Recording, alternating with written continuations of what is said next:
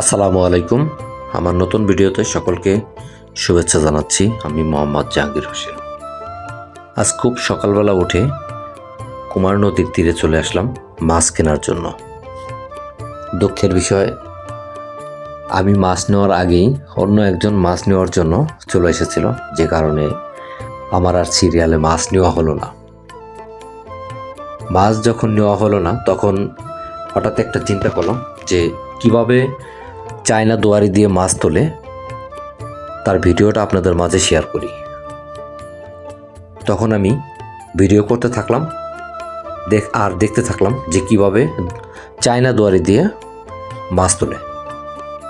তা আমার কাছে দৃশ্যটা যথেষ্ট ভালো লেগেছে, কারণ হচ্ছে আমি আগে কখনো এভাবে মাছ ধরা দেখিনি। আজকে প্রথম আমি এভাবেই মাছ ধরা দেখলাম। তো আমাদের গ্রামের শাহিন ও নিজেই এই মাছগুলো নিয়েছে। আর যে এই দুয়ারি পাতে তিনি হঠাৎই অসুস্থ, যার কারণে তিনি মেডিকেলে ছিলেন। আর যেহেতু শাহিন মাছটা নিয়েছে, এই কারণে সে আর কারোর অপেক্ষা না করে নিজেই আগ্রহ দেখিয়ে চায়না দুয়ারিগুলা নদী থেকে উঠিয়ে তারপরে হচ্ছে মাছগুলা বের করলো। আসলে বিষয়টা দেখতে আমার কাছে খুব ভালো লেগেছে। আর এইভাবে আমি কখনো আগে মাছ ধরা দেখিনি। এই যে আপনারা পাশেই দেখতে পাচ্ছেন অনেক সুন্দর সুন্দর ট্যাংরা মাছ, জিয়াল মাছ, ছোট বড় পুঁটি মাছ, বাইম মাছ। আপনারা বুঝতেই পারছেন নদীর বিভিন্ন প্রজাতির মাছ এখানে উঠানো হয়েছে।